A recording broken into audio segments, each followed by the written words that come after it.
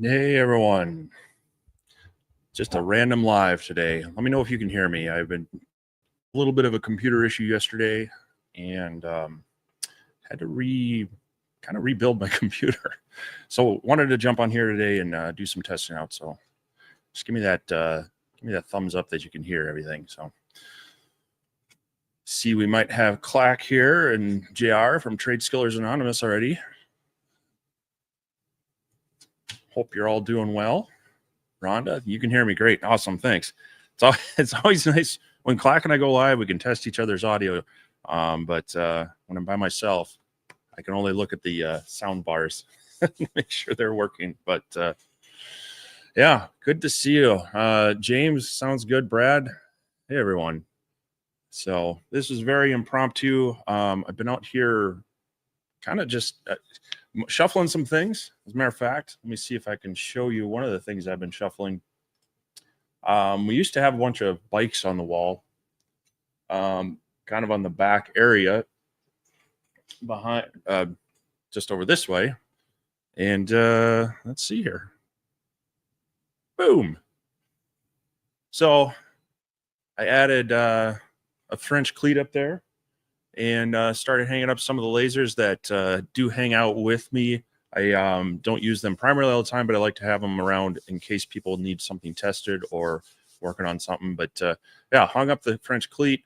I did a video about a year ago on making those brackets and boxes. And so the boxes kind of hold the laser accessories, and then the cleats hold the lasers. So those are up out of the way, but easy for me to use if and when I need to get at them. So that was one of the projects. And then, of course, some of you know, I've had the Atomstack Craft for a little while, and I did a video with it, but had an issue with one of the buttons on it, and got that working again. Had to kind of do the video with the UV printer, which was kind of cool. That was kind of tied to their Kickstarter launch time frame.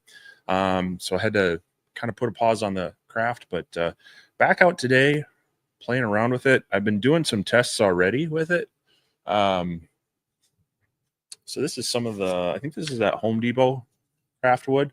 Getting some cuts out on it. It's cutting out around 5 to 6 millimeters a second.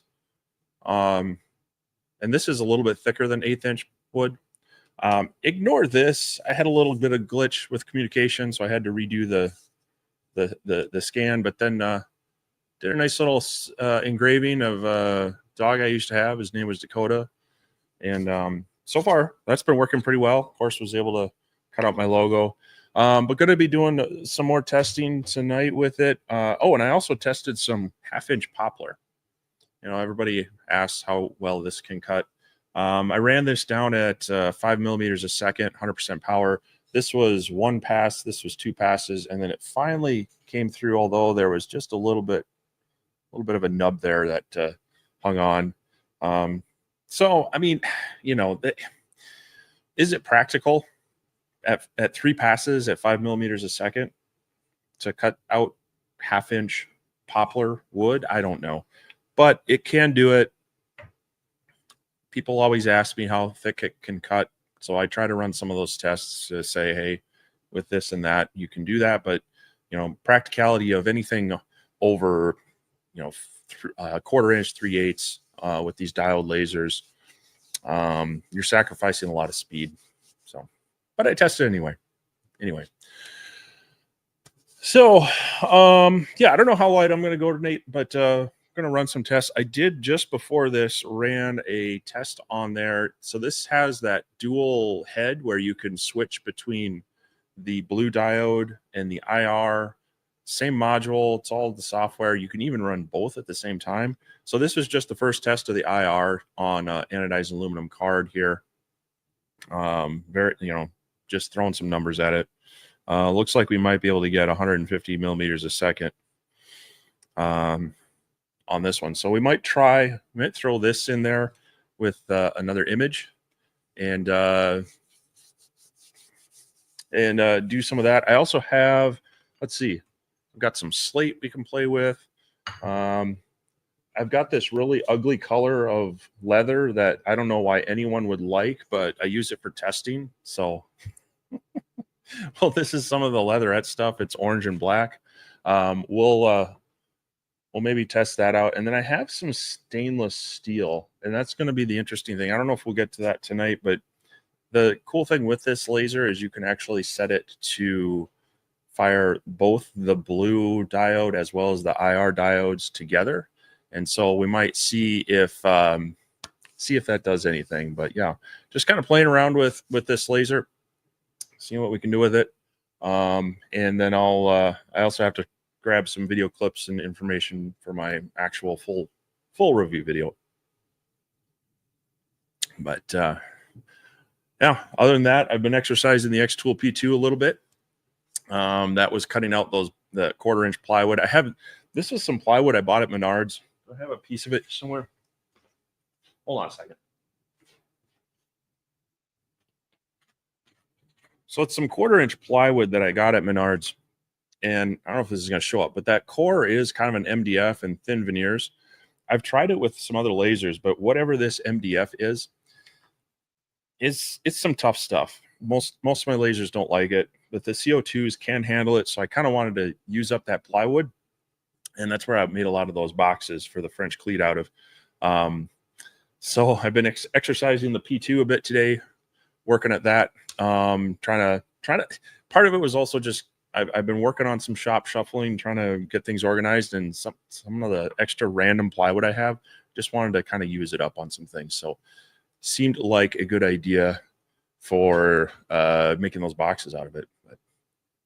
And yeah, if you guys have questions about anything, feel free to hit me up. Rhonda, yeah, an Atomstack. It's laser. Let me see. Let's get this kind of recentered here. So it's this one here. This is the Atomstack Craft. It is a 20-watt blue diode and a 1.5 or 1.2 watt IR combined head. Let me see if I can open this up so you can see that.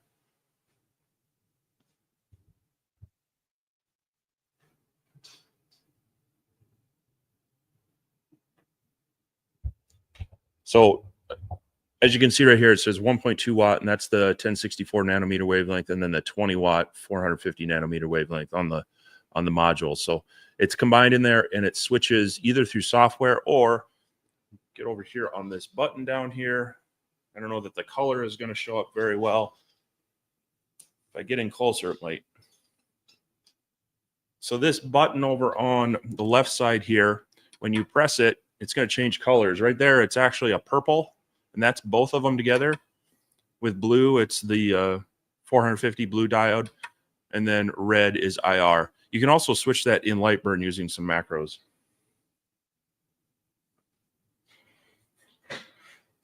So Clark's done a couple videos on it already.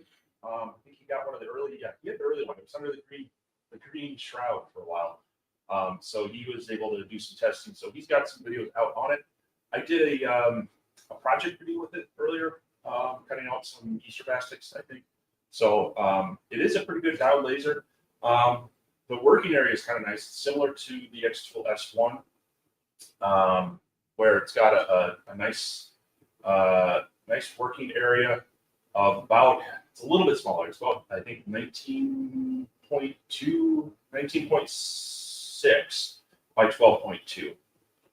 So it's a little bit size different than the S1, but similar to that one.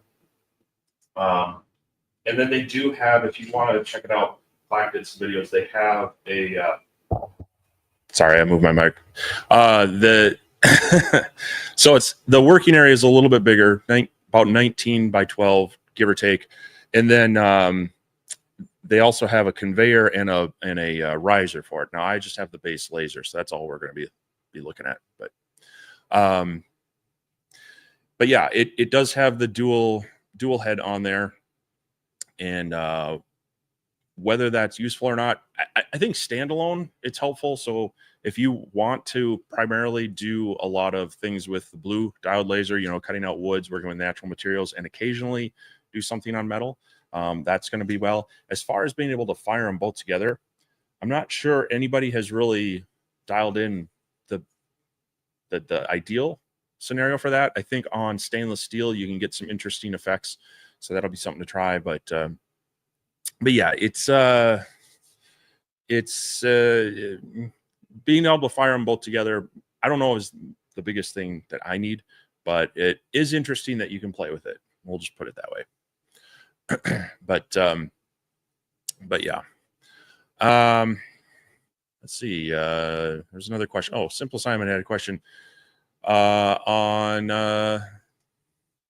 Kickstarter's Core XY, but the head of So I have been following the Acel HD2. They have a Facebook group out there. I've been passively following it. Sounds interesting because like what do they call it? The Rolly Galvomatic has that similar Core XY movement with a Galvo style head. So they're using mirrors to get to that, but they also have the flip around air assist and such. So it is interesting to see two different places kind of going at a similar path with that. I think it will be interesting to see, does it truly benefit? I think in doing larger engravings, that's where you're going to get a lot of benefit there. As the head can kind of move to a spot, the Galvo can move that beam a lot faster than the gantry can. So that'll be a benefit. But overall, I don't know that it's going to really, I'm concerned on how the performance of the general cutting will be on that. But from an engraving standpoint, I think, yeah, you're gonna see a lot of benefit from that. Now that one, as you mentioned, does have both the diode and the fiber. So kind of like taking an X-Tool F1 or the Laser Pecker LP5, putting them on steroids, both in power of the diode as well as fiber, but also I know at least the Galvo or the Galvomatic from Rolly does have air assist on it as well. So be interesting to see how those pan out. I haven't really talked with either company about testing them. I've been a little backed up on things like that, but yeah, it's interest. I always like seeing new technology come out like that. So yeah, Brian, Clack does get a lot of cool toys. And we rib each other about that. I do have to kind of take one though, because I got the Eufy Make E1 UV printer, which is really cool. As a matter of fact, one thing I should have brought it out here. Maybe I'll show it a little bit tomorrow night on our live stream with Clack tomorrow at 7 p.m. I was able to get it to print on some leatherette in color, and I haven't quite put it through the heat press yet, but I think it's going to be flexible enough and be able to adhere down to that as well. So kind of a cool thing. I'm starting to play around with how would I mix that printer in with some laser projects as well. So he didn't get that one. I did get that cool toy, and it is kind of unique. So, but yeah, we do like to rib each other about that. But Rhonda, I got the M1 Ultra for Christmas, and see it's not going to work for me, so I'm already looking for other stuff. Yeah, the M1 Ultra is interesting if you want to work with a lot of small. The working area is like if you have like a piece of regular typing paper, about 8.5 by 11 ish. If you want to have a lot of mixed medium of playing with paper with their drag knife, playing with vinyl, the ink head. I mean, this was actually done with that. My clock on a coaster. It is an interesting device for someone who wants to do a lot of just kind of miscellaneous stuff. I think mixing them all and adding in the laser with the vinyl cutter and whatnot, you're always going to miss out a little bit on the primary functions of whatever you need to do. If you need a really good laser, but it has to do all these other things, I think that you're going to miss out on a bit. Kind of similar to the new Bamboo 3D printer that also has a laser head in it. I don't see why I would want to mix those two. Just because the laser is going to create a lot of vapors, and 3D prints are very picky about their adhesion to things. So I just feel like it's it's difficult when you try to mix them all. But But yeah, check out things on the check out things between Clack and I. We've checked out a lot of lasers. If that's primarily what you're looking at, we've also been doing a lot more 3D printers and of course CNC machines as well.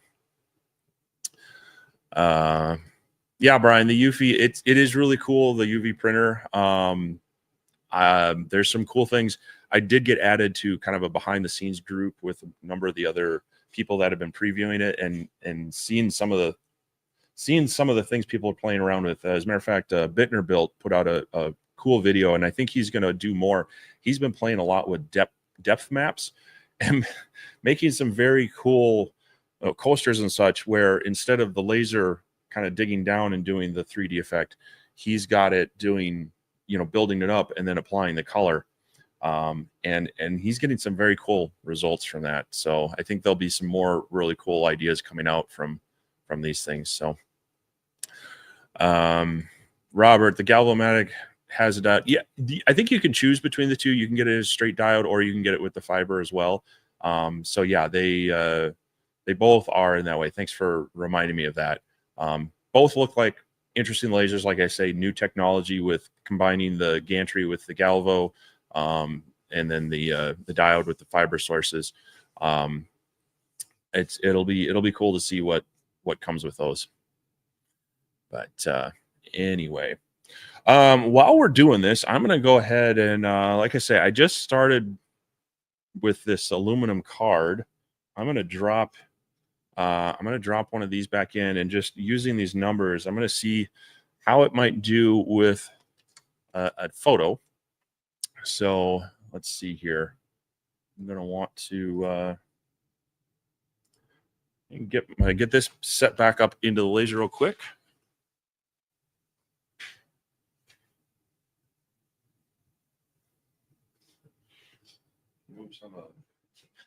Move some things around. So one of the cool features of this laser, I gotta close the lid, does have an integrated camera. So let's see here. And we'll hide that. All right, so we're in Lightburn here, and we can, of course, update our overlay from the camera. You can kind of see our card in there. It also has autofocus, and the nice thing about this one is that it doesn't, when you home it and such, it doesn't like reset the Z-axis. So we can just bring the laser head over. Now it has a pin at the back for doing the autofocusing. Let me see if we can show that. You see it right at the back here.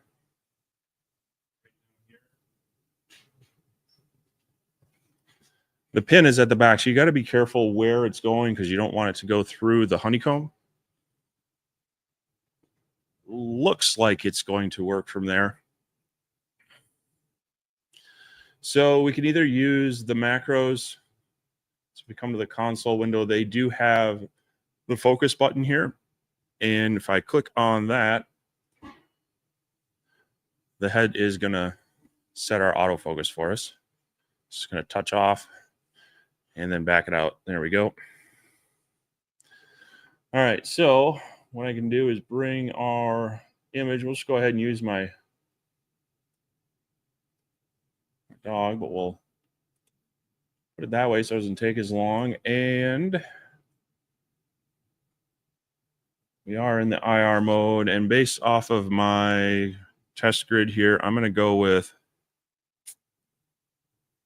about 150. Max power 100, and then on my test, I dropped the line interval to 0.6. I think that's okay. That might be a little wide, but we'll go with that for now. Run that test. Make this just a little bit bigger.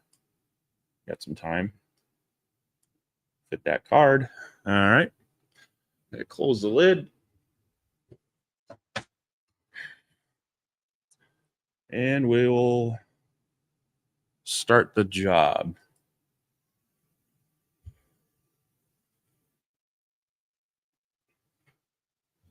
Now, the other nice thing on this is the air assist actually has a variable knob on it, so I can have a slight air assist going, but you can dial it up and down as the laser goes.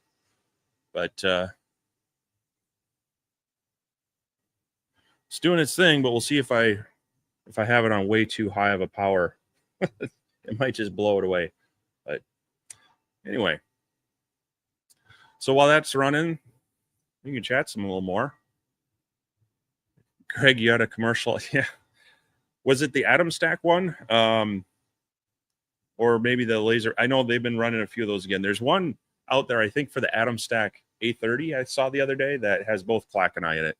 So they do like to use snips from our review videos and such in their advertising, and generally they're pretty good about at least giving us credit for it.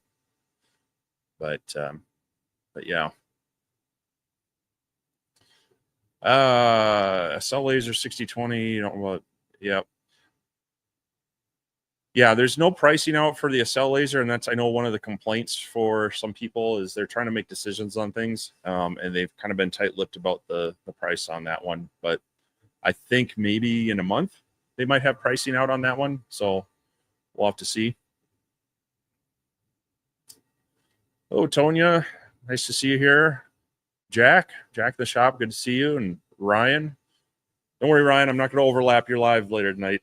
I'm definitely not going that long, but Ryan and his crew do a nice live stream on Saturday nights where they share different videos that they've seen around the week, whether they're 3D printing, CNC lasers, and sometimes just a kind of a weird thing of the week, but just general workshop creation thing. And it's a good way to kind of see some cool projects and maybe find out some new makers out there. So definitely check out Ryan's channel. They call the stream making it up as we go. So always fun, kind of cool to see. I've followed some new makers and gotten some cool ideas out of the videos they share.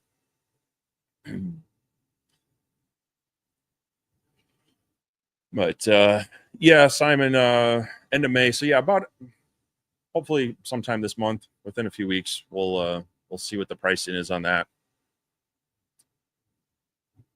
But yeah. Anyway, I'll give you a preview of what's going on over here with that. It does look like we're getting some variation, so I probably didn't completely blow it out. But we'll see when it finishes up.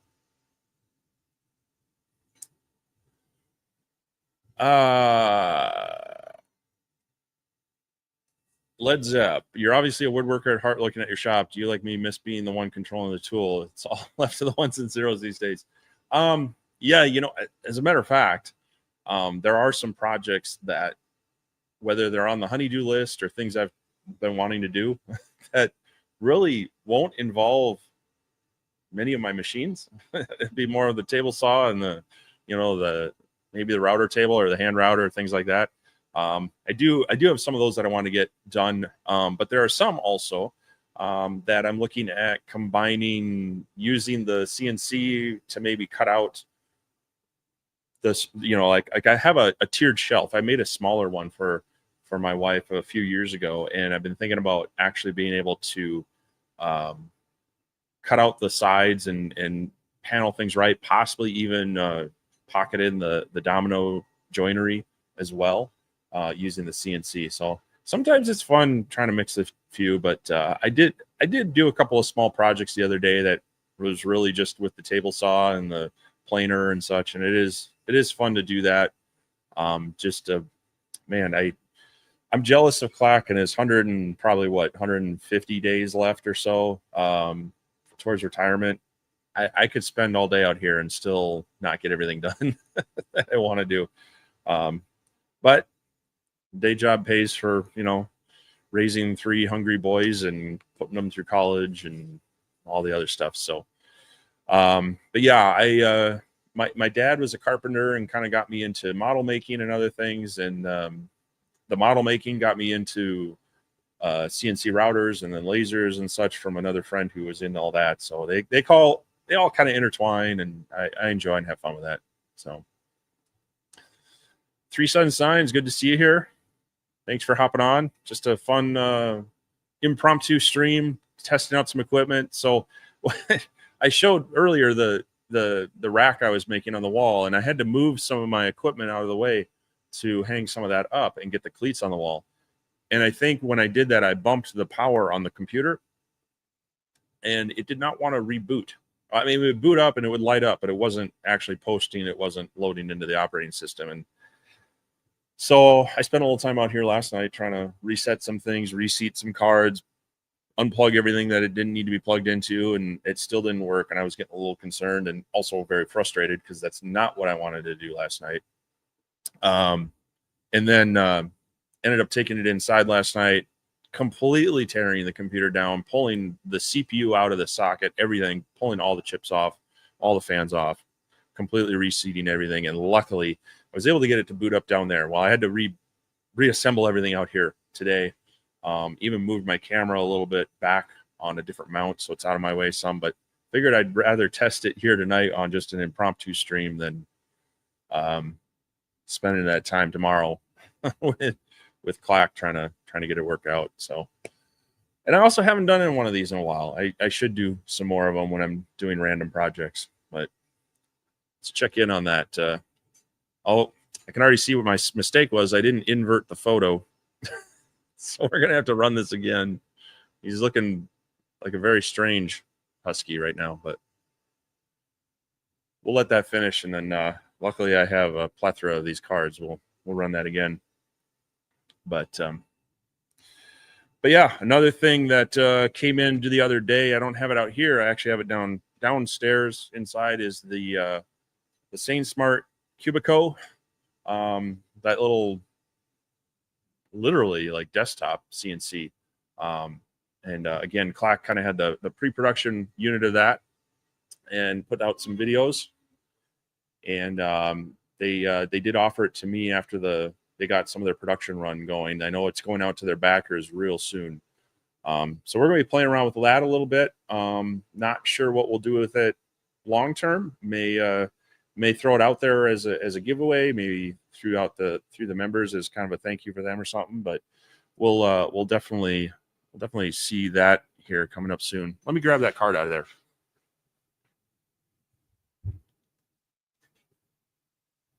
Yeah, definitely need to invert this because this looks ridiculous. Yeah. So let's drop a new one in. Invert that photo and try it again.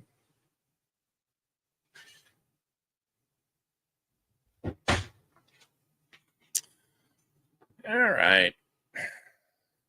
So we'll fix our mistake over here. And well, basically we can just put it up over here and that. All right, that should be better. I got to update the camera. I'm pretty sure I didn't drop that card in the same spot. There we go. And we'll run that again. The fun mistakes we make when we're testing stuff. Anyway. It's also nice that I'm not having to run the heater out here.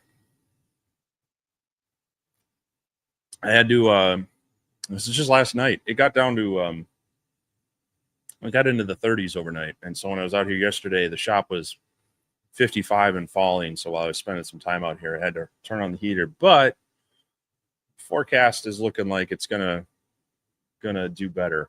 We might be done with our frost, which means I'm gonna have to spend some time at the plant nursery. So what my wife for Mother's Day, which is next weekend, what she likes to get is she doesn't want flowers that are just going to go inside and wilt or die. Every year we the boys and I usually go shopping with her to pick out some more outdoor plants, and so I'm sure we'll be doing that here this week as we just have to watch out because usually that's this first week of May. there's always that slight chance of frost again. So you don't want to put plants in the ground and have that, have them frozen right away. But Janie, yeah, that's a picture of Dakota. Actually, matter of fact, I'll see if I can find a better one. He we got that dog shortly after getting married. As a matter of fact, we had a delayed honeymoon from when we got married in April. We went camping along the North Shore of Minnesota when that summer, and so we took him with when he was it's probably been that fall, but we got him kind of that summer and took him with camping that fall. And yeah, he was a fun dog for a number of years. But as we had the boys, he was getting older and grumpier. The boys were young and they didn't get along, so he eventually had to go elsewhere. I had him for about 12 years. And then we also found out that two of our sons are allergic to dogs, so probably won't be having another dog in a while. But yeah, see if I can show this. There. That was a picture of him in fall up here. So he was actually a Husky Shepherd mix, so he wasn't purebred. But if you're ever looking for a Husky, just make sure you enjoy going for long walks / runs, because it takes them a few miles to get even tired out. And even then, they'll still have energy when you get back. But 3 sons. Not off topic. We've been talking about the Eufy printer. Wondering your opinion of the Eufy Make UV printer worth the money. So, of course, that's definitely going to depend on your situation. I've been having a lot of fun with it, and it does allow you to do a lot of printing on different things. Now, the unique thing about this printer is not all UV printers will do the layering, kind of that 2.5D effect, the adding thickness to it. So that is kind of a bit unique to it over some of the other commercial ones. It does have some limitations. Some of the concerns with it, you got the cloud-based software. So there's that. You're kind of dependent on them continuing to support that. And then they have proprietary ink cartridges, where the ink is a little more expensive than what you might get in an industrial one. That being said, and I'm thinking about trying to pull together a video on this, showing a few projects and the estimated costs based on the ink usage. It's still not a whole lot. I did some they were 11 by 15 or 13 inch prints and full color prints on canvas, and I would say the ink usage on those was maybe $1.50, $2 max. When you start layering it up, it gets a little bit more expensive. That really starts draining down the ink. But as something, if you have a small business and want to customize things, I already have the pork farmer I deal with a lot. I did some shirts for him again, and I put out a short video on that the other day. He picked them up, and I simply took a ceramic coaster. It's about the size of these wooden ones, and I printed his logo on there for him.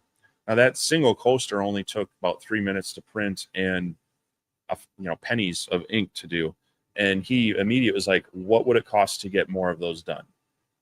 So it's definitely opening up some avenues for me to offer more products to people. And that's one thing I try to target is business to business. How can I make, customized items for you? And so he's already interested in that. Even work is talking to me about, our name tags and such.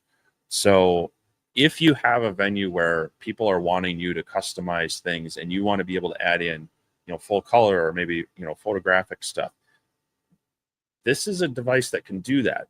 And, right now if you get it on the Kickstarter, it's about $1,700. And that's pretty inexpensive for getting into a UV printer without taking up a lot of space. Now, if you're in a commercial shop and doing a lot of bigger things, you can definitely do better with one of the larger printers, but they have different maintenance cycles that you have to worry about and other things. So I'm liking it. Is it for everyone? No. But if you have a case where either you have, if your fund money budget, if that's in there, I think you'll have a lot of fun with it. If you have a business where you're doing a lot of customization of items, I think you can probably make your money back pretty quickly. I mean, you think about with our lasers, how some people have taken a few orders of tumblers and paid off their lasers. I think, a similar vein, your costs on this are not going to be high unless you do a lot of that textured depth type of stuff. So that's kind of my initial thoughts on it. I mean, I've been using it for a few weeks. I'm doing more with it. I'm exploring more what it can do with it. Now, one of the things that they're going to come out with and that it does struggle with is on something like this clear, shiny glass, and even some of the ceramic mugs I've done, it's hit or miss on how well the ink actually adheres to that. They're coming out with kind of like a primer cartridge that can lay down, lay down a layer of primer before it lays the actual ink down on it. And I think that's going to help out in some of those scenarios.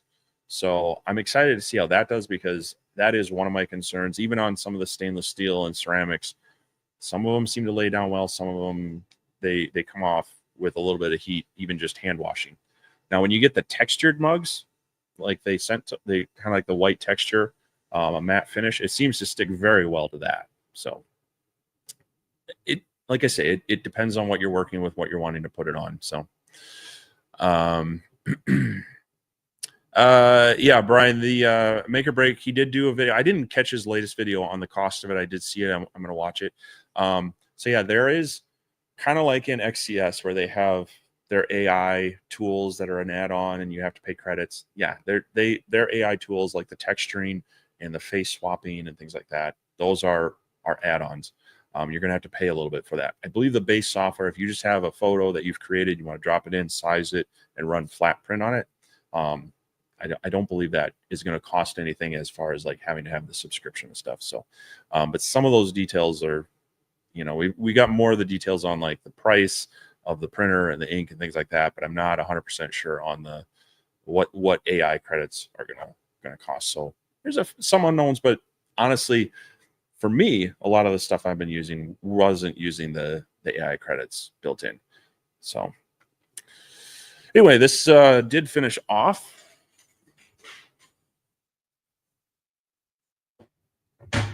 All right. And I'll wipe the dust off of it, but there we go. That'll focus on there. Now, this wasn't the best photo to start with. It's been processed by a couple programs already, but it's looking pretty good. Like I say, it's I could probably bump up the resolution a little bit, but I'd have to see if the photo actually has that resolution on there as well. But not too bad for a 1.2 watt IR module on there. Let's see. The console says that took 7 minutes, 17 seconds. And this is your typical business card kind of thing. So, and that's where I think this laser, for me, I don't, I have the luxury of having a couple of fibers. I can do these faster on there. But if you're looking for a machine I'm not a big fan of multifunction machines, but multi-laser sources, when done right, I think can be a benefit to people that maybe occasionally need to do something like this, but primarily you want to do some wood, things like that. So,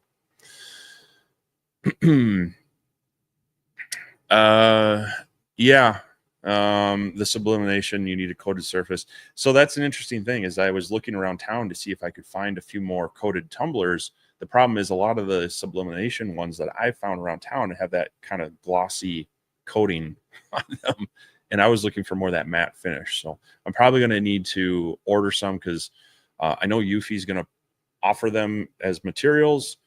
I don't know how competitive the pricing will be, but it's not available to us right now. So for me to do some more testing on some of those things, I'm going to have to probably hit up Amazon or another place to get some of those kind of those matte finish that has just a slight texture coating on them. But anyway, all right. I am going to do I have a second one of these?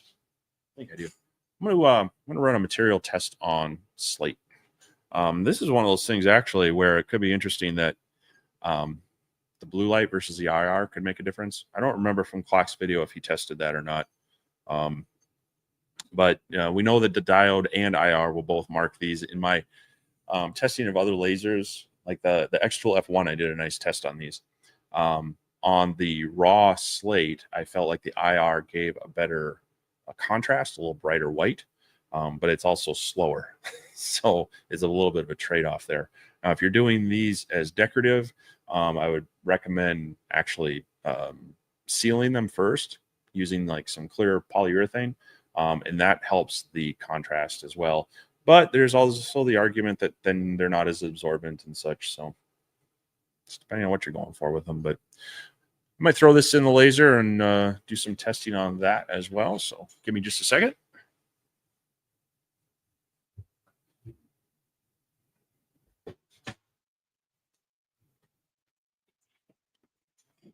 All right. Now, one thing I've been noticing about this laser is and I've noticed this on a couple other Atomstack lasers, their lighting is a little harsh. I would love to be able to adjust the lighting because it does kind of blow out some objects and it makes the camera calibration a little more difficult. But let's go ahead and update the overlay. There we go. And move you off to the side there. But yeah, you see where it's very white. And so if I was to engrave something on there and then update the overlay, I don't know that we'd be able to see it. So being able to dim down those LEDs in there would be kind of nice for that. But at least here we definitely see the see where the object is. The little business cards were a little harder to see. But all right, let's bring in a material test. Let's see. What did I have on here before? I had my engrave test.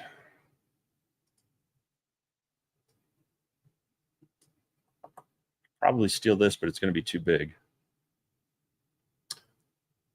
So I got to size these down. We're going to go, well, let's see if 3 will work. 3 and 3. I don't know. That still might be kind of big. Let me see. Where's it going to frame at?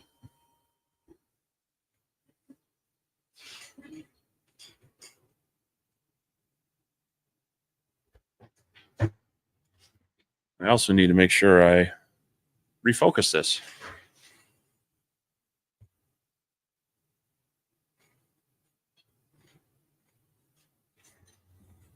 So it's nice they have the button in there on the front panel that you can just tell to autofocus real quick.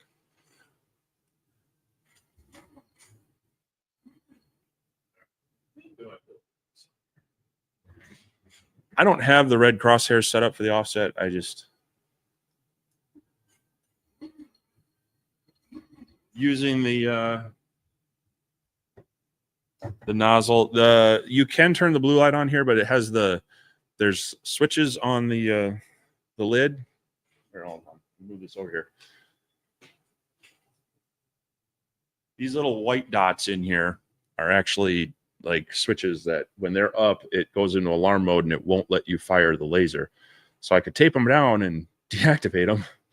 Otherwise, you can't see the blue light through the orange acrylic either. So it's kind of a, you can't really use the laser framing without some hackery. But anyway, we will, let's get this adjusted again.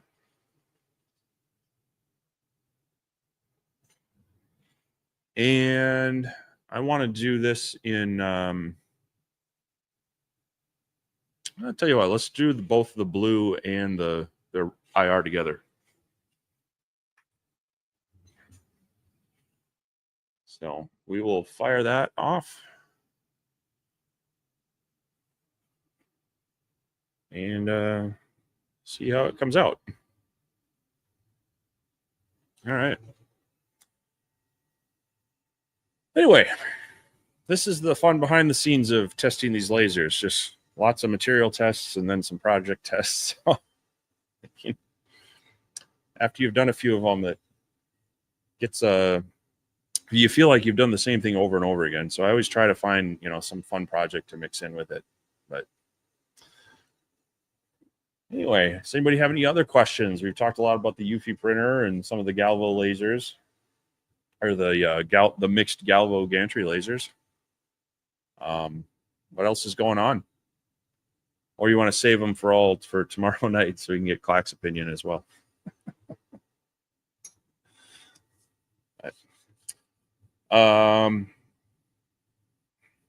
Yeah, one of the things I'd like to do is I'm trying to shuffle things in the shop here. I have this kind of slightly changing bundle of all the slabs and such.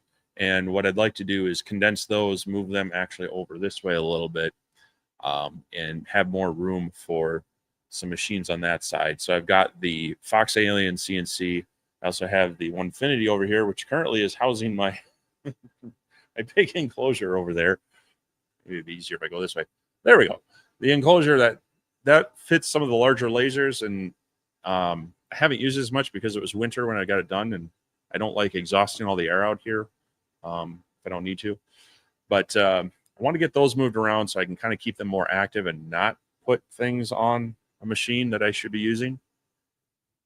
But that enclosure will fit like the Atomstack X70, the Sculptfun SF9, some of these others that my smaller enclosure that I built more around the X-Tool D1, that they're just a little too big for it. So those are some things that I'm trying to do some shuffling in here so that I'm better utilizing the space.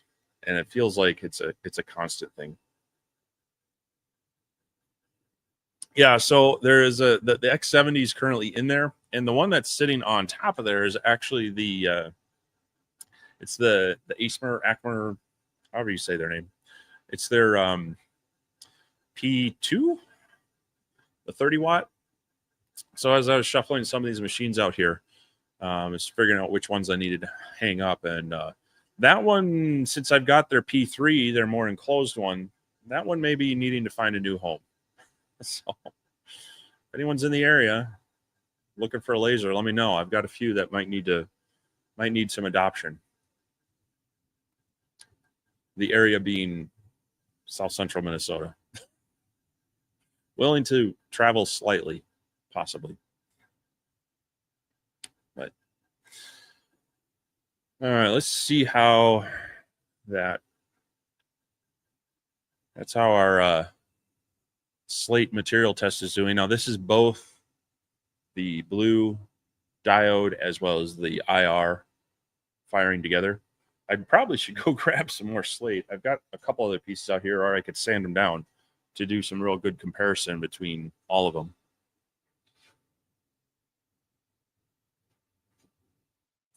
Looks to be about half done. Yeah.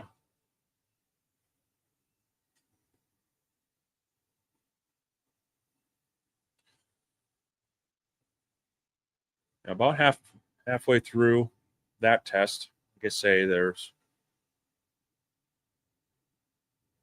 that's the thing with this one, having the dual lasers. Some of the materials I want to test, not just one mode. I want to test both or all three. So it's going to take even a little bit longer.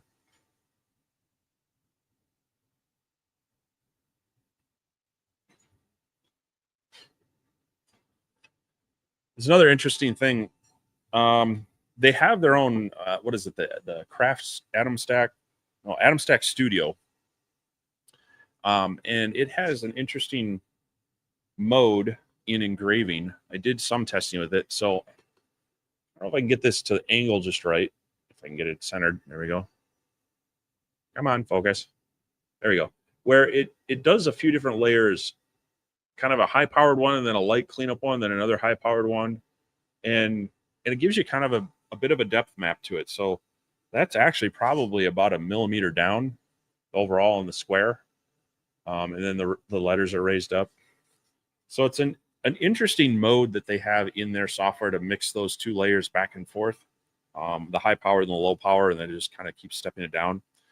So it is cool that they have their own software that they're working with.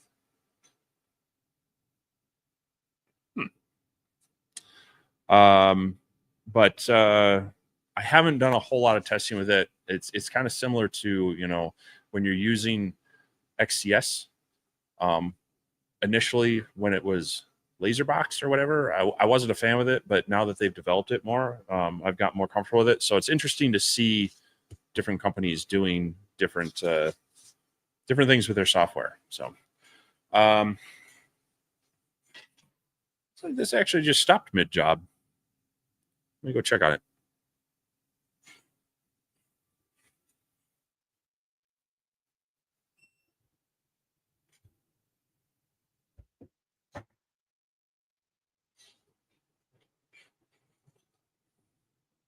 Yeah, yeah, that did similar to the wood.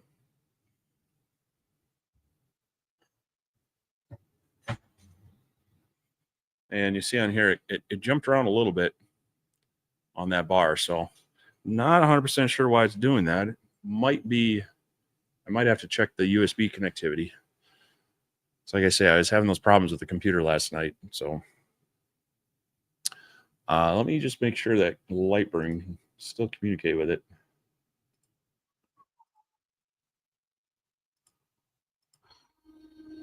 Yeah, that's homing. The console says bad G code. Job halted. Interesting. So there's something that's interpreting.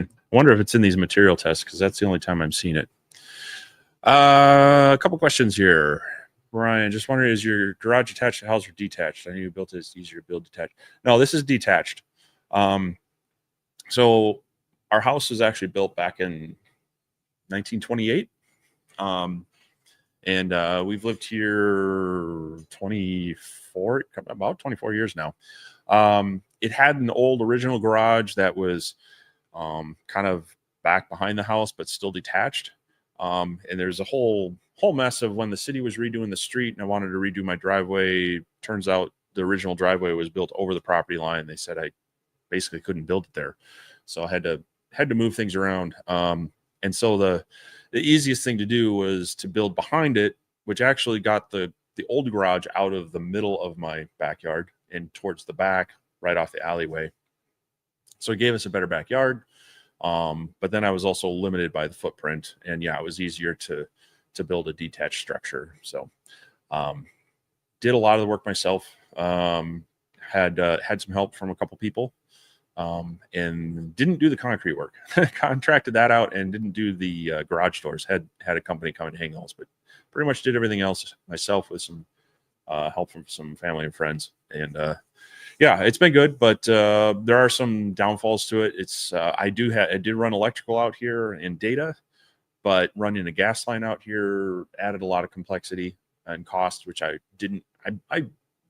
really wasn't ready to pay for doing the garage at that time anyway, but I was kind of forced into it. Had to take out a home equity loan and such.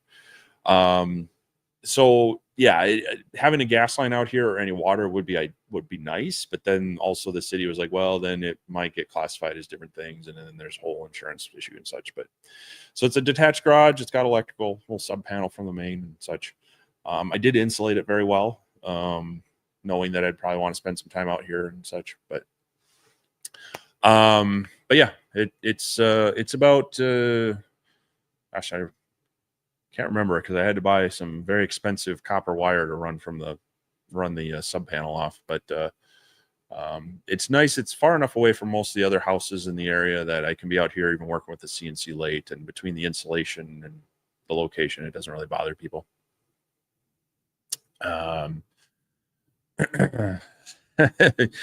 If I have a CO2 lying around, well, I do have the Momport K40 or M40, the Lightburn compatible one. I haven't fired it up in a while, and the CO2 tubes don't like sitting around for a long time, so I'm not sure how great the 40-watt tube in there is. But yeah, that's the CO2 one I need to rehome. Brian, this is running straight through Lightburn, straight from the computer to the machine, so via USB. Does it have the capability to start where it stops? I'm not sure. Some of these will, like with the door alarm, when it senses that, it'll pause the job and restart it. But the the console in Lightburn actually says job halted and then stream completed kind of thing. So this is kind of more of an error out kind of situation. But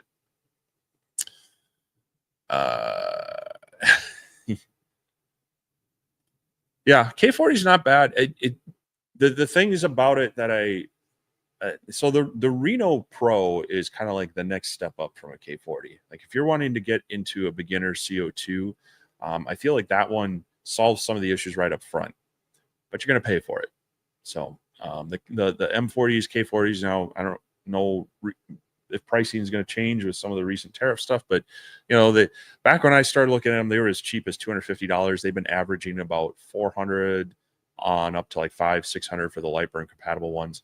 But they don't have like an adjustable bed. They don't always have air assist. They've been adding some of that, and it's not hard to add some of those things. But the adjustable bed is kind of the deal breaker, because unless you're using 1/8-inch material, you got to figure out a better way to adjust the focus on that. So that's one of the limitations of that one. Other than that, they function very well as a beginner CO2 machine. Yeah, 100-pound propane. I don't think the city will let me do that because we've got natural gas service out here. But a smaller one maybe.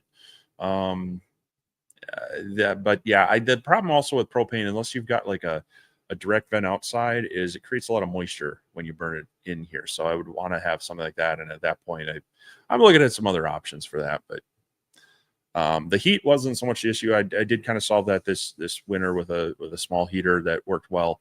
But a mini split would help. It would also help here in the summer. But the low temperatures, like I said, the ones I was looking at before, they say they work down to like 0, sometimes a little bit lower. But when you really talk to people about it, they were kind of hit or miss. Now they've been coming out with some newer models, and even what is it, Mr. Cool, the DIY ones. They've got like a northern climate one with some preheaters and such. Because that's the thing, is in the summer I need just a little bit of cooling but more dehumidification. In the winter, heating, that's the real big issue. So what's the build quality like on the Atomstack compared to Rolly? Well, they did a pretty good job on this. Let me back this camera up a little bit.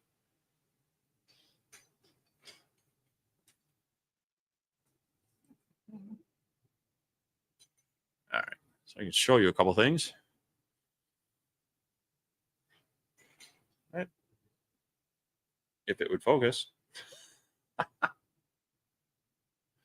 Come on, focus. There we go. All right, so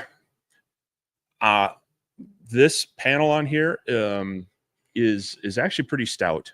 I've seen a lot of manufacturers, X-Tool included, where they use a real thin cover.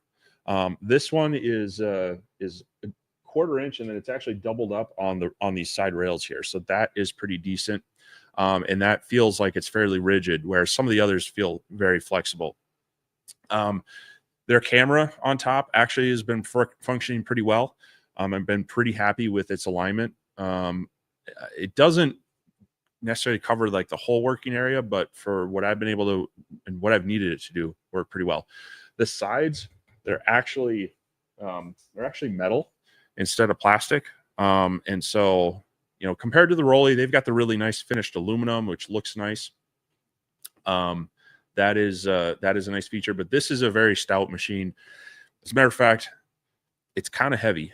And if you add the riser base onto it as well, it's going to be a bit of a pain to move. Now, in the back here, they've got their air outlet. That's just your typical little 3-inch fan. It's okay. I do have it hooked up very poorly through flexible hosing. I don't recommend that, but this is a temporary setup. To then, of course, my 4-inch and then my 6-inch fan, my 4-inch ducting and a 6-inch fan. I hope to upgrade that ducting to 6-inch here eventually. I'm just not sure if I want to leave the placement here, so I haven't done that yet. That seems to make up for any the 3-inch fan. If you have it like right next to a window and have a straight shot, it's probably going to do okay. But any bends and any length, it's not going to do very well. That's one of the areas where, and Clack and I have talked about this, we'd love to see them have better exhaust fans on there. The other thing about the lid, and I'll try to show you, going to be a little bit away from my microphone, but I'll move it over here. The lid has these hinges on that, and they're kind of, there's a bit of a spring loading on them or a cam or something in there. It does hold this up pretty well, but when you go to close it, they're kind of like self-closing. So it'll try to like slam down. So as you're bringing it down, it almost like gets past that point and just really pushes. I worry that some people might forget about that or something, and it could hit pretty hard. So that's one of the things I mean, the hinges are great because they do hold it up, but it also acts like a close assist that's very aggressive. So, but yeah, there was one other thing. Oh, another thing that I'm not a huge fan on this one, and this is just a minor grievance about it. Let me turn this off real quick. So it comes with a honeycomb, but with the module in here. Oh, never mind. It does come out. You have to get this all the way in the back and get this just right for this to come out. And even then, you're kind of bumping on there. Yeah. So it's a little tight on the honeycomb there, and there's nothing holding it in place. So you're going to need to fix it yourself in place if you want to use some jig system. But again, those are kind of just some nitpicky things. Other than that, I think the build quality is pretty good. There's just some nitpicky things on there about it for me. But yeah, it's up there. I think it's a quality machine. I think Rolly. Now I haven't seen their XW one in person, but it's very well refined. I mean, everything on there is just very, very nice, very smooth, well thought out. I mean, even the shipping bar that they send that you have to take out is well rounded and very nice. This is off the Rolly, and I don't know why I keep it here, but it's just they did a lot of finish on their machine, and it functions well. So, but yeah, as far as support, I mean, like I mentioned, I had that button on the front that changes the modes. That wasn't working for me right away. Atomstack did get with me and figure things out. They even sent a new part, even though I found out I didn't need it in the long run. They were quick to respond to that. Now that's with the caveat that if they know it's me, they're obviously going to help their influencers to make sure they have a good experience. But it was appreciated that they were able to send out a part fairly quickly. I mean, and that's the thing. I feel bad that it's hard for us to really gauge when talking about these lasers is, what kind of support are you going to get? And so the best thing we can do is try to, ask enough questions and see if they're coming up with good answers or getting us to good resources. Some of the companies definitely do better than that at others, but yeah, I don't know. So I'm still working through the machine, but as far as an all-in-one unit that we've been seeing with a lot of them, I'm pretty happy with this. I do wish maybe I had a little more power than 20 watts. It's doing everything I needed to, but it's a little bit slower than say the Rolly or my X-Tool S1 with the 40 watt head on there.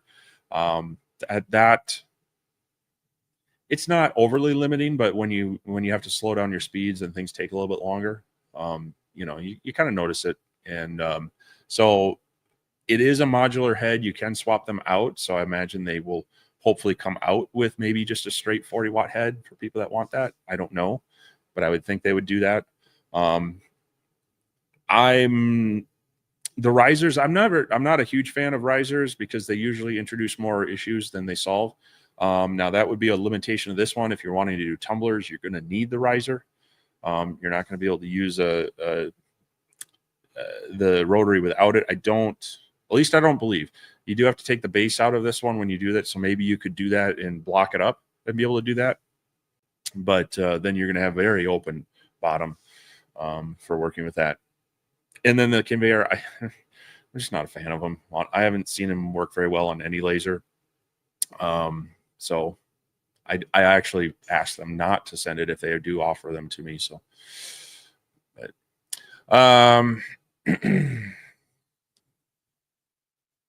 yeah, well, so yeah, Brian, the mini splits in Canada. So that's the thing is I've been trying to find the balance between do I do it myself, and the DIY ones often tend to be more of an average, where I'm looking for a definite northern climate one. Now I've talked with a couple of HVAC places and they can get me one, but you definitely pay a lot more for the professional installation. So unless you have all the equipment tools to pressurize lines, maybe cut and re-flange them, things like that, which wouldn't be the worst thing. I probably could do that myself as well. There are a lot of them out there, but you got it. That's the thing is finding one that works with your power, your accessible power, as well as the being made for a northern climate. So,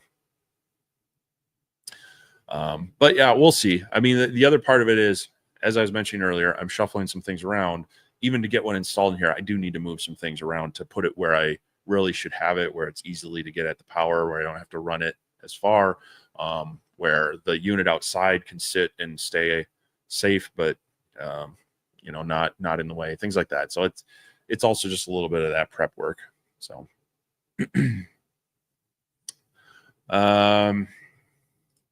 yeah, I know so many people didn't remove that.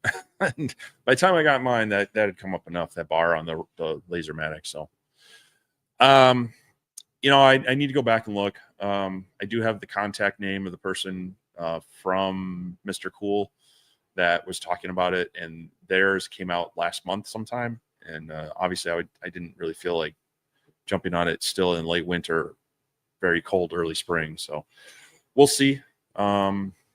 We'll see how that pans out. We'll see how the costs are at this point in the year and such. But yeah, it'd be nice. It's not a deal breaker for me per se. I can suffer out here for a few days. It gets really warm, but it would definitely be nice to get that one in here. Hey, Chuck, good to see you here. This is kind of just an impromptu stream, playing around with the Atomstack Craft a little bit, answering questions, just hanging out, making sure my computer and streaming works still, because I had to tear everything apart last night after the incident. But anyway, I'm gonna fire up this laser again and see if that was just another fluke.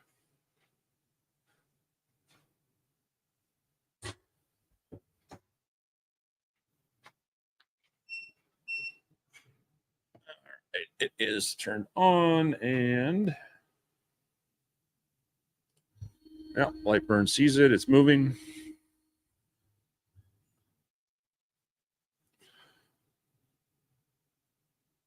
I should. There's one thing that. So I'm in the Move tab here. If you haven't set up a park position on your dialed laser, especially the ones that home back to the front left, this is something that I do on most of mine.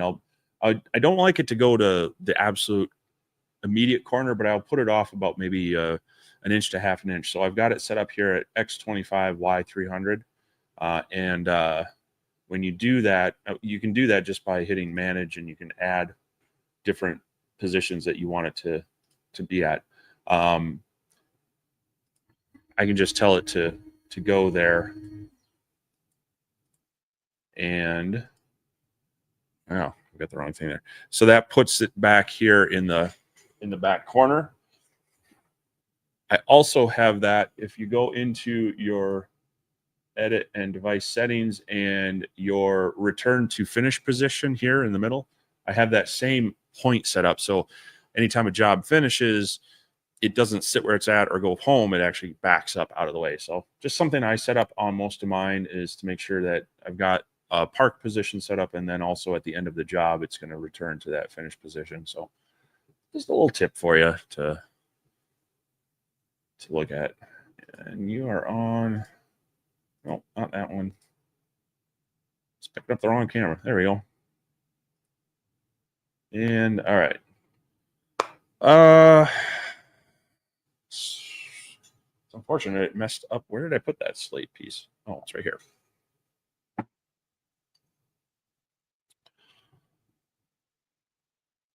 think our line interval wasn't good enough on this one either, so I'll need to reset that.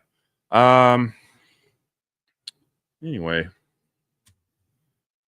I don't know what else I'm gonna test right now.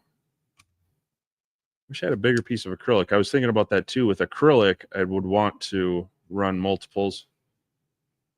Well, maybe stainless steel. I've got some chunks of stainless steel, so maybe we'll drop this in there and just see where it's starting at.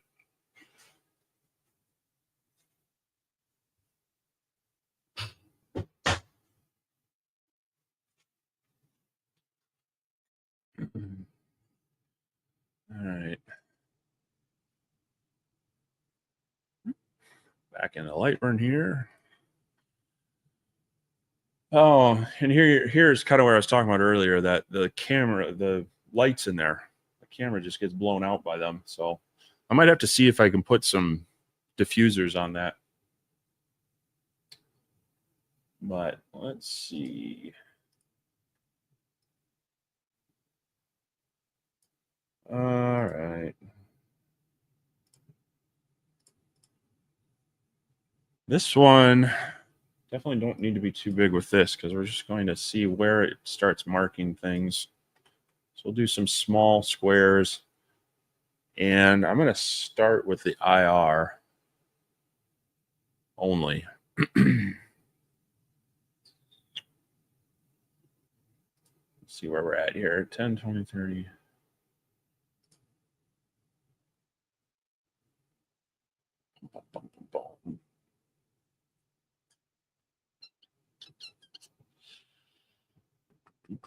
Want to bump this down to probably 105. That might even be too big.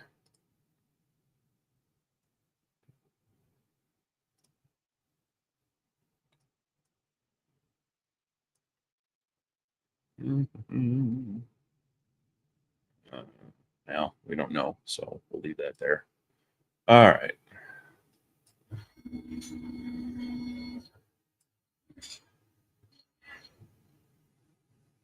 It's moved over by that. I got to focus it.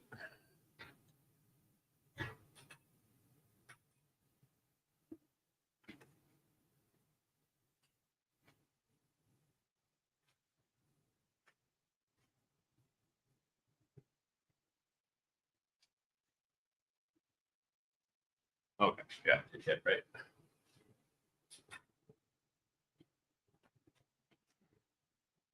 All right, so now we need to make sure it's going to frame.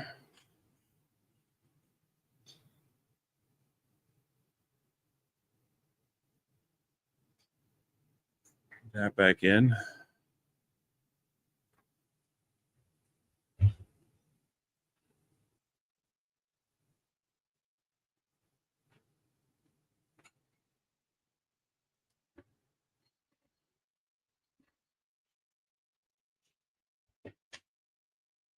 Looks good enough.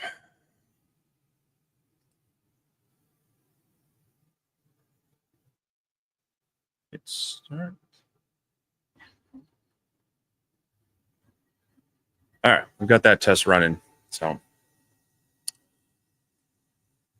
how are you finding the actually at the camera? I use aftermarket machines, but also check a camera alignment. It's been pretty good so far. Like I say, most of the stuff I've done more in the center, but maybe after this one, I can drop a piece of wood in there. We can check it out a little bit. This one also, where's their card?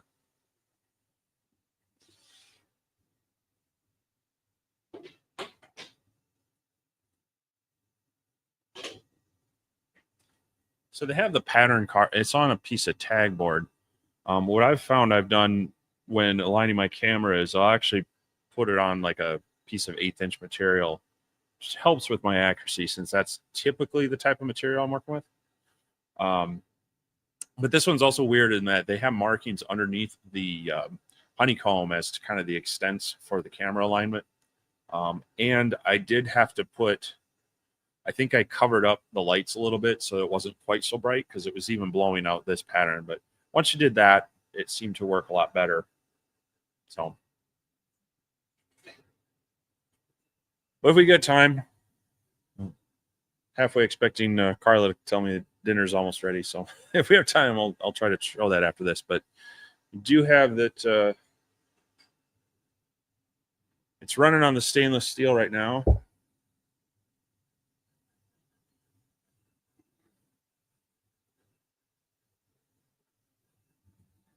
So the IR module is leaving some marks in there. So hopefully that works out. I'm a little concerned about the pausing of the jobs. Like I say, I haven't had that issue until after this little computer glitch I had overnight. So I'd have to check my USB cables and I've got an expansion card to add USB ports.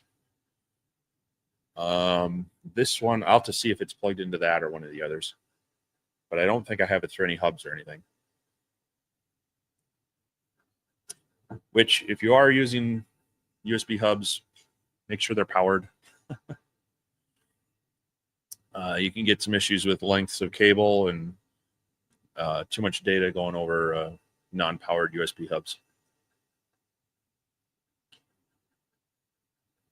Anyway.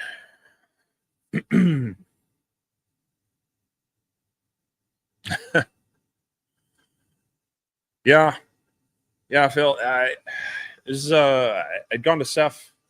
Well, I went to a couple days on it last year. I had to come home early, but I was there 2 years ago for the whole week, and then spent some time with Clark beforehand, and then went down to see Chris at the Glimpse Inside after. So, kind of missing not making my trip down to the southeast, but I did go down there, earlier this year to hang out with Clark at Workbench Con. So I kind of felt like between that and the CES trip, I needed to take a pause on the trips. But yeah, it's been fun seeing the photos and whatnot from there. We'll see. Maybe I'll make it back again next year or something. But still enjoying the hobby. But I felt like I worked the hobby too much over the past few years that it's been nice to not be doing that quite as much.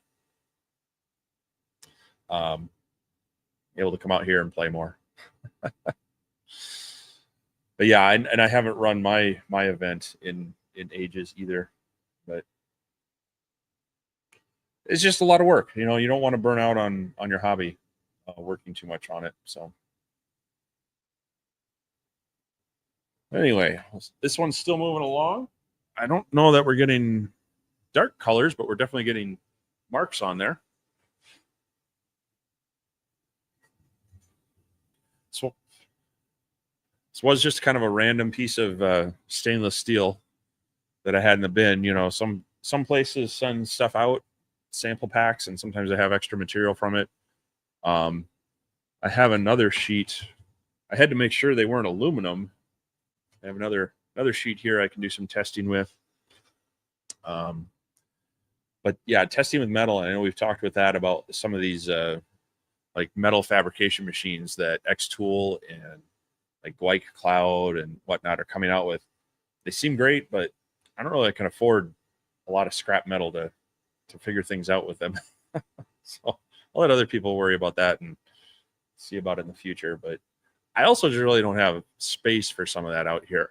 I'm not quite as cramped as Clack is with his, but this is really much focused on a wood shop, and metalworking and wood dust don't mix too well. So.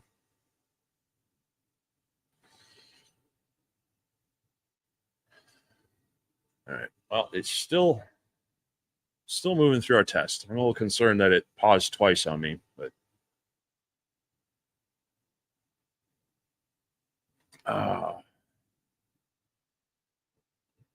anyway, any other questions out there about this? Anything laser, CNC related?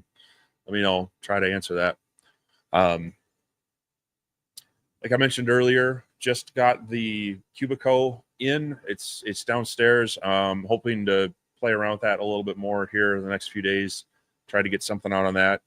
Definitely, if you're interested in that, check out Clack's channel as well. He's got the prototype as well as now the production run one, and he's looking to give one or both away through various means. Also, Hobo with Wood has ordered a couple. He's planning on doing a giveaway with one. I got to see how it goes for mine.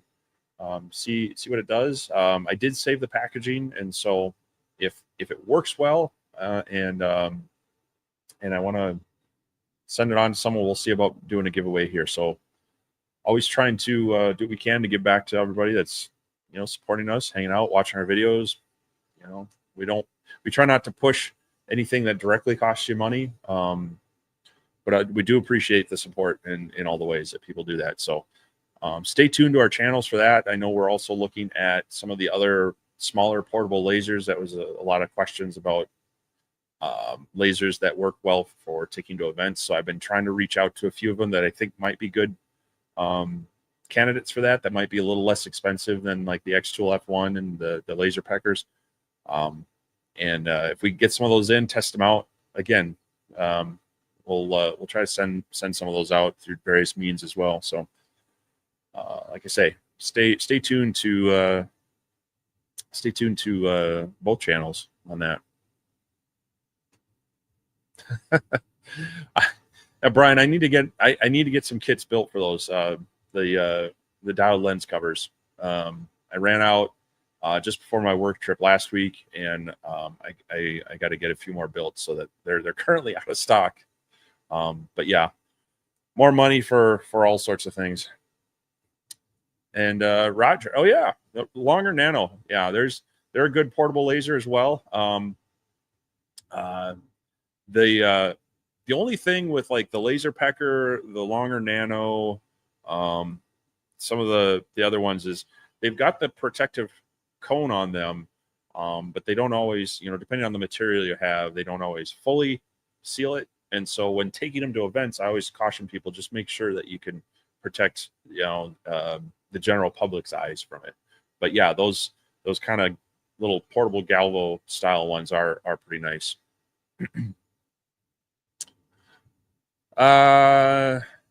Jose Juan, can a CO2 laser do painted canvas?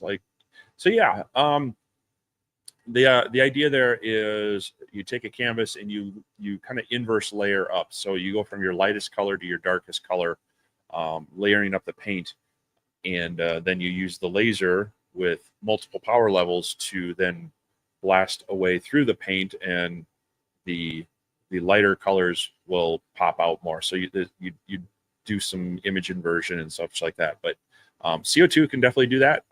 Depending on the power of your CO2, you got to be careful that it's not too much power. That's the nice thing about the diodes is they will fire at a lower power setting and not be quite so abrasive or ablating in their thing.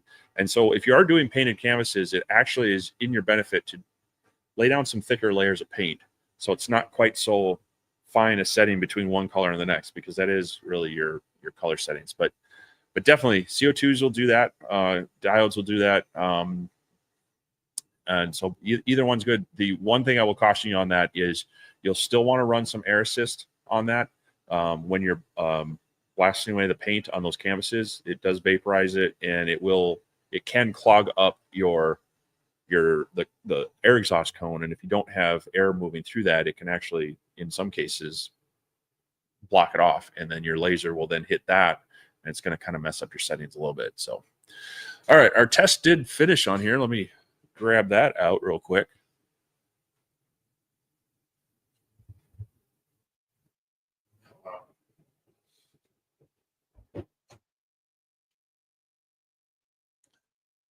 All right, so this is just a 1.2 watt laser. And so, I don't know if you can see that, but it did mark it, but very, very lightly. So we're going to have to slow this down quite a bit to get it to mark on here. So I think I'm going to need to grab a bigger sheet of stainless to do some of that on it. A few more questions, and then I'll play around with the camera a little bit as well, because I know that was a question. Yeah, Brian, have to admit, filament seems cheaper than buying wood, but that was pre-tariffs. I have 73 different rolls on hand now and emptied 12 already. Bought my P1S in November.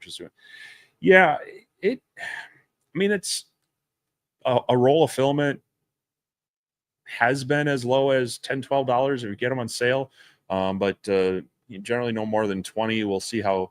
There are some U.S. makers of filament, and so hopefully that helps here in the U.S. with the whole tariff situation, and we'll have to see how that goes on. But relatively speaking, the filament is somewhat inexpensive compared to some woods. Kind of the same thing of metal. That you can get some lightweight, smaller pieces. I've actually been trying to look for some sources of both aluminum and brass to be doing some testing on a couple of CNC machines. It's a little brass is not cheap. I can find the aluminum, but you almost need a certain size material to be able to kind of do some legit testing on that. But yeah, it's good that you're having fun playing around with that. So all right, let me drop a piece of random plywood into there. We'll do a little quick testing on the camera. This one should work.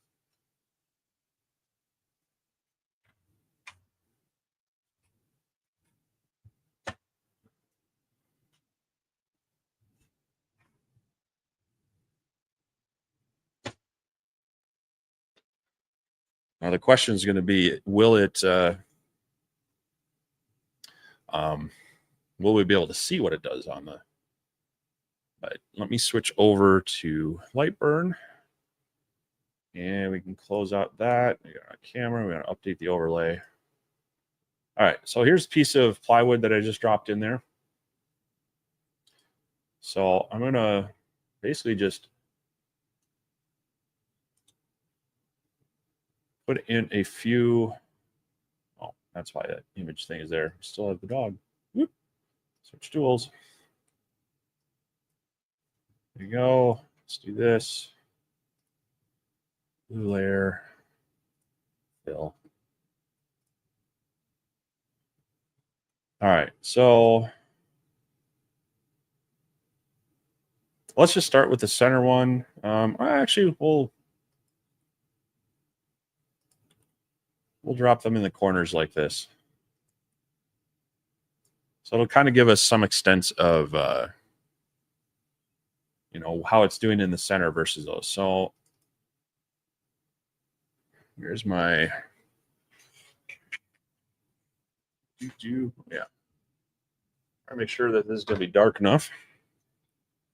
So we're going to go 250 speed, and we'll crank it up there about 90%. All right. Line interval's good. That's all good. Make sure my air is going. We'll hit start. And I should have told it to do them individual. Is this jumping around? Hold on. Let's stop that. Not all at once. Shapes individually. Also, I did not refocus.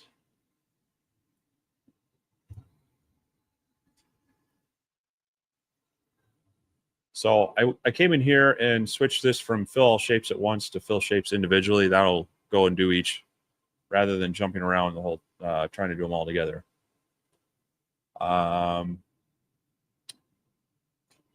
We'll move the head to the middle and tilt to focus. It's doing its focus thing. All right. Now, much better. We'll let that run, and then we'll see how these go. For metal, you need MOPA or fiber. So MOPA is a type of fiber. But yeah, and Jack kind of answered some. So you definitely want a fiber laser for doing most work with metal. With the diodes and the IR, you can do some marking on stainless steel due to the heat, or with a high enough power diode and or most CO2s, you can add a marking spray. I think I have one out here somewhere. So this is a marking spray you can add. There's Brilliance. There's Omtech. Most people are making their own now. You spray this on, and then it goes over the material, and it'll fuse it like kind of like a laser printer. So it's not engraving into it, but it's fusing this on top of it. So this is another option for that. But if you truly want to like etch down into metal, you definitely need a fiber laser. And even like the 20-watt ones, they're better for marking. They're very slow at engraving and etching. So if you're wanting to put depth into any metal, 50, 60 minimum on up is otherwise it's going to be kind of ridiculous for speed there. So, all right.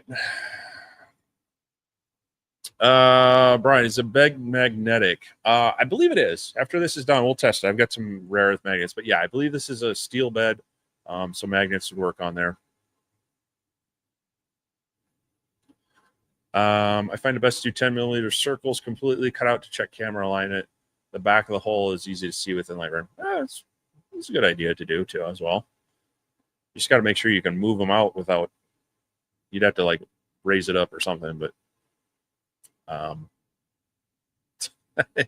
right, make sure you, yeah, always appreciate hitting that like button. Yeah, it does help YouTube tell the algorithm that people like the video, and then they generally show it to others. So always appreciate that type of support. And on our normal videos too, just hitting that like button, leaving any comment. I mean, I had a guy leave kind of is on one of my really old videos last night, SketchUp for RC. It was a very basic step. I had started a series of explaining SketchUp in relation to making an RC airplane. And he's like, "Oh, congratulations. You simply extruded an object from a flat file." He was pretty rude about it. And the thing is, YouTube likes interaction. So I try to reply to all the comments because that helps as well. And so my reply was, "Well, congratulations. You just added to the negativity of the internet. But hey, you're doing a big service to my video by commenting on it, because it's just going to tell YouTube people are commenting, want to see it more. So have a nice day." So yeah, any comment on a video does actually help. So yeah, Brian, you could go and watch old videos, and I'm sure I look a bit younger and probably a little more slender and less facial hair and all sorts of things there. But I've left a lot of those older ones out there. There's still a lot of cool RC videos from some of my friends flying their planes or things I was doing that some of it's still relative, and it's also just historically, it's kind of fun to look back and see the things I was doing. All right, looks like this finished. And so we've got our dots on there. We'll see if they show up here in Lightburn now. So let's jump over to that and clear that out. So we want to go to camera control and update overlay. It looks like these are all shifted off to the side a little bit. Interesting that they're all kind of the same shift. So I probably should redo this. Like I said, I had that computer issue last night, and I'm just noticing some weird things. So we are probably, that's probably 2 or 3 millimeters. So redoing the camera alignment is going to help, but we can also go in and you can play with your X and Y shift. If it's all kind of the same distance, you can adjust this, and you see how they're kind of lined up now. If they're all kind of in the same shift, that can fix it. If if your ones out on the right are like out this way and the left, they're out the other way, then that shift is not going to help you. So since we did that, let's actually just, we don't need all of these. We'll just do 3 of them. I'm going to put this one up here. This up here. We'll just see if that shift actually helped this at all. So we'll rerun this. And that's why, for me, cameras are nice, but I never fully trust them. I've had some that work better than others, but they're great for if you want to get it close and you're using up the material. But if I'm trying to drop, you know, something on a coin and I want it to be perfectly centered, that's where I'm going to probably use a fixture jig to get it lined up. So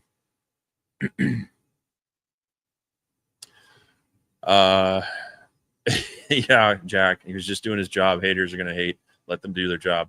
Hey, but you know, like I say, YouTube likes when you interact with your viewers. So if someone leaves a negative comment, it's best for me to reply to it in some way. And usually I'm generally nice about it and just say, well, thanks for watching anyway. But in some cases, especially after I was just dealing with computer issues last night, I felt being a little more snarky. So, but yeah, it's not terrible. But like again, on a real precise item, that's where I get worried. Now, that's one thing I've been playing with that UV printer. A lot of it's driven through their camera, and so I was a little concerned how accurate is that going to be. And it actually is pretty close. I've been playing around with a few things. One thing I do want to play with is I want to take one of these coins and do like a depth kind of cut on it with the fiber, and then come back over with the UV printer and try to add color to those. So it's going to need to be pretty accurate to pull that off right. So we'll see if I get around to that. It's on my list of things that, hey, it'd be kind of cool to try this. That's a long list for me. So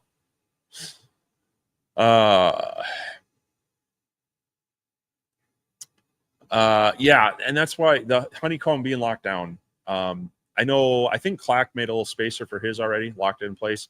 On my Reno, I 3D printed some things to lock it in place. I haven't done that yet on these. I tend to not change them for the initial review until I really give it a run and test things out. Then I might make some adjustments and say, okay, here's how to make it just a little bit better. But yeah, definitely having it locked down helps out really in making sure you're getting accurate. All right, that finished. So let's once again update overlay. Yeah. So now I got to go to the layers and hide them because there you go. So that's the center one.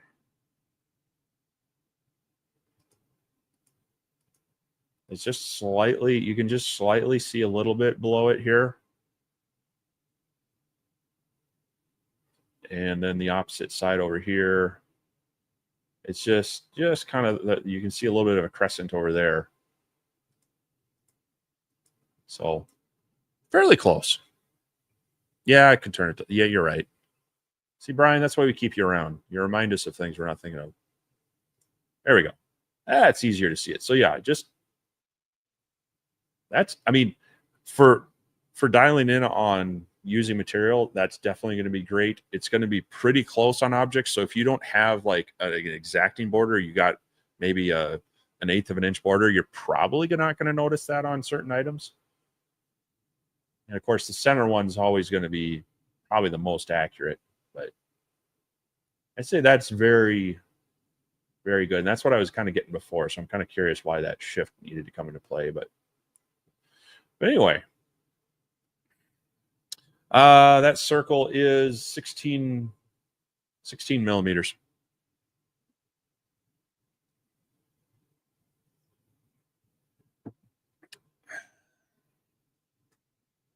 So, yeah. Usually, if I get a pretty accurate first setup, just minor XY shift will really dial it in. And generally, I don't have problems with that. Now, moving from computer to computer, sometimes even exporting the device profile, I still recalibrate the camera. Or like in this case, the camera and the like the card, I didn't rebuild the computer, but I did kind of rebuild the computer. So that probably has a play into it and such. But anyway, so I'm being told dinner's done. So I'm probably going to run and do that. But yeah, wanted to kind of hop on here and just say, hey, test out some things, show you what I'm doing with the Atomstack Craft. I'll be doing more tests, putting all these together, and we'll have a full video on it. Hopefully sometime mid next week, probably at this point. Depends on how much I get done tomorrow. And then editing is like a whole nother thing. It's not my favorite thing to do. It's because I feel like I've done the project, I've done all the work. Now I also have to redo it. But we'll get that out there. Otherwise, yeah, tomorrow night, Clack and I have our Sunday night live stream, 7 p.m. Central. Come say hi and hang out with us for that. More fun with that. We answer a lot of questions. We talk about what's going on tonight. If you're looking for something here coming up at, I think, 8 p.m. Central, 9 p.m. Eastern. So just about an hour. Like I say, Ryan Ballard, he's got his live stream where they share a lot of videos a lot of times, and we appreciate it. He's sharing Clack's videos, my videos. They kind of go and find some cool videos of equipment or projects or new things. So definitely go and check them out as well. It's a kind of a fun stream. Good information. You might find a new maker you want to follow as well. But otherwise, more videos to come, more equipment to come. And I'm just glad I've got I don't have my garage door fully open, but I've got the shop doors open. And hopefully now we're into a bit of more mild spring, but I'm also fearing we're going to jump straight into summer. So more to come from this shop, but appreciate you all. And like I say, hope to see you again tomorrow. And I'll have a good night, but hope you get out of your workshops and do something too. So we'll catch you next time.